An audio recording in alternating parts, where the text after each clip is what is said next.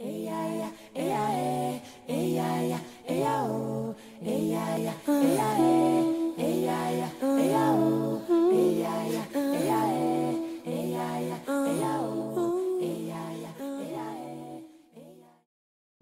se trouve au centre de l'Afrique et vous avez ici la carte des minerais. Donc vous voyez que les minerais sont essentiellement situés à l'est du Congo.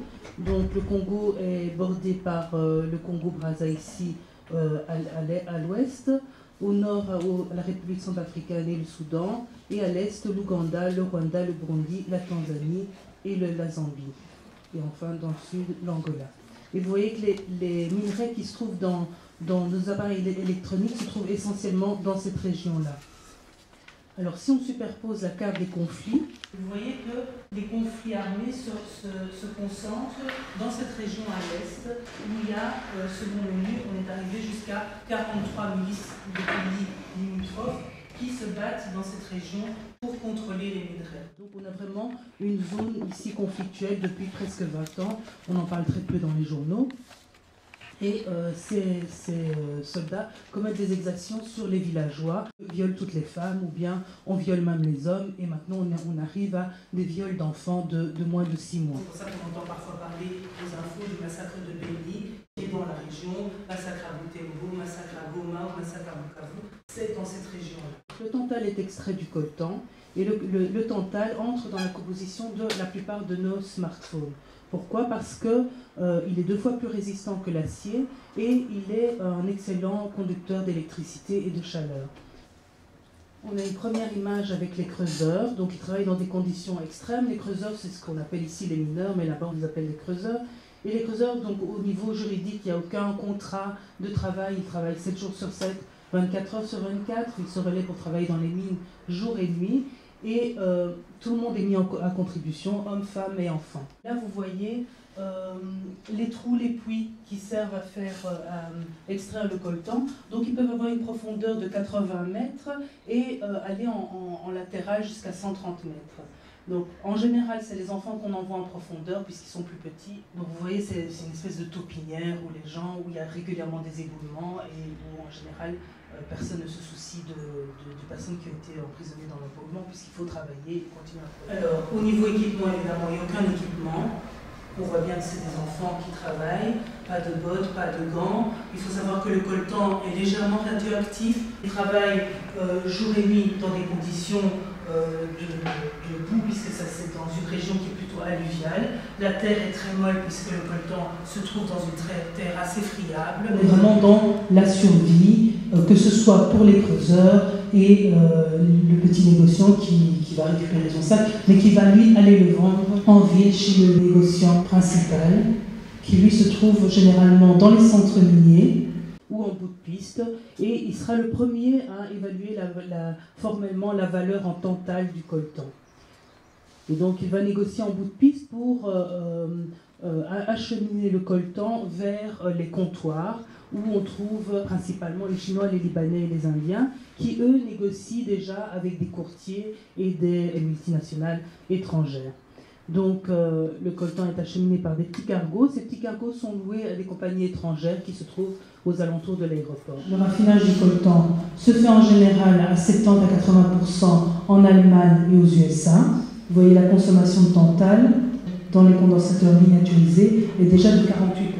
Vous avez ensuite le montage qui se fait généralement en Asie parce que la main-d'œuvre est moins chère. Alors ici vous avez quelques exemples de condensateurs et celui qui nous intéresse c'est celui-ci qui est fait pour les smartphones. Vous le voyez ici sur une carte électronique.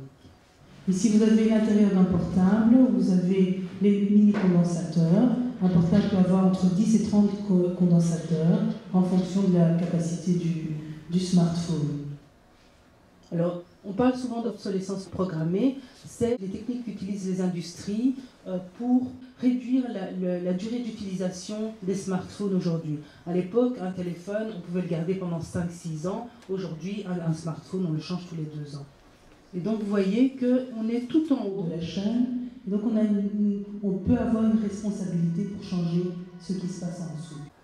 Ici, on résume. Donc, le coltan qui vient de RDC, qui a pour la transformation en électroménager, en électronique, en téléphonie mobile dans les pays asiatiques. Et puis les pays consommateurs sont l'Europe et les États-Unis. Vous voyez la consommation de GSM qui ne fait qu'augmenter, ça c'est de 2010 à 2017, on est toujours en augmentation. Même chose, un autre schéma qui montre ici les différents marchés mondiaux pour les constructeurs de smartphones et on peut observer un pic de vente en fin d'année, sans doute pour les cadeaux de fin d'année. Et c'est systématiquement comme ça chaque année. 2013, même chose, une baisse, et puis une augmentation, un pic en fin d'année. Une baisse, un pic en fin d'année en 2014, en 2015, en 2016, systématiquement. Donc on peut se poser la question, si toutes ces personnes qui achètent, est-ce que on peut se demander si ce n'est pas simplement les mêmes acheteurs qui chaque année vont se rendre à la boutique pour acheter le nouveau portable en raison de la promotion qui est faite autour du nouveau smartphone qui va sortir. Alors ici on va parler du recyclage.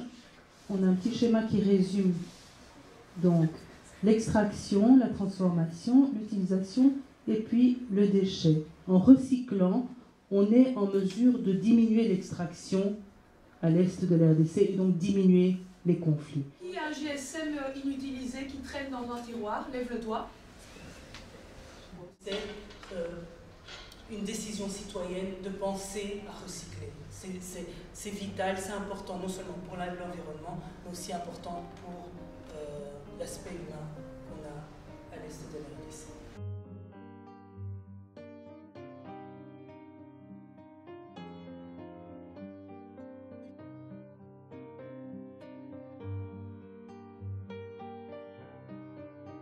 C'est vraiment surprenant. Merci d'être venu, j'ai appris beaucoup de choses. Leçon de vie. Choquant. Je suis touchée. C'est choquant, il faut en parler. Mobilisons-nous. Enfer. Incroyable. Information. Émotionnel. Interpellant. C'est consternant. Très dur. Colère. Choquant. Sans commentaire. L'incompréhension. Dramatique. Terrible. Injustice. Honteux. Révoltant.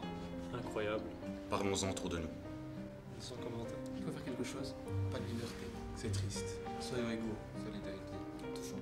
C'était choquant et intéressant en même temps. Il faut absolument recycler. C'était juste inhumain et affreux. C'était triste et ça nous a choqués, je pense. C'est horrible. Ça fait vraiment réfléchir. C'est une leçon de vie et c'est très intéressant. C'est choquant et il faut agir. C'est affreux et à nous d'agir. Je suis juste très émue et voilà, le film a été très bien fait, c'était impressionnant et exemplaire. C'est très choquant, il faut les aider. Il faut faire quelque chose pour que ça n'arrive plus. Ça nous donne envie d'agir. On ne peut plus ignorer ce qui se passe dehors. Ça nous fait prendre conscience de ce qui se passe dans un autre pays. C'est triste. C'est indignant ce qui se passe là-bas et je pense que ça nous donne une bonne manière de réagir. C'est pas très bien. C'était vraiment émouvant. Nous sommes rendus compte de quelque chose qui était vraiment qu'on ne savait pas, qui n'était même pas rappelé par les médias. C'était quelque chose d'oublié, mais qui était vraiment atroce. Et nous devons agir et nous faire entendre pour que tout le monde se réunisse et arrête cette chose atroce.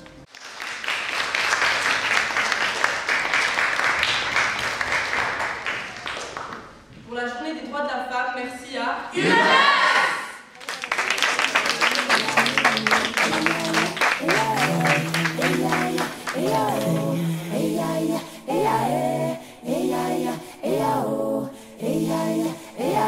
L'humanité court trop vite à la recherche d'un monde qu'elle veut sans doute meilleur.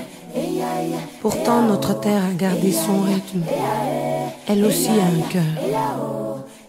Pourquoi ne pas l'écouter au lieu de l'étouffer? Plutôt que de courir après des leurs, arrêtons un instant et écoutons.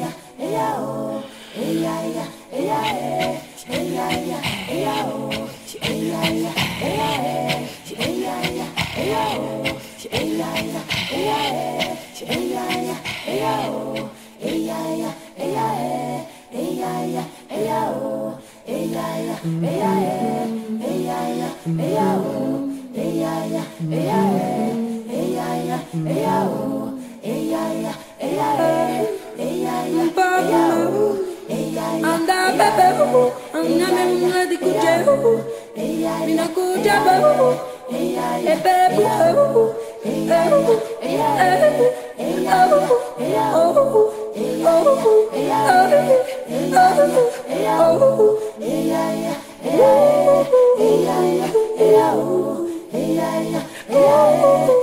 Yeah.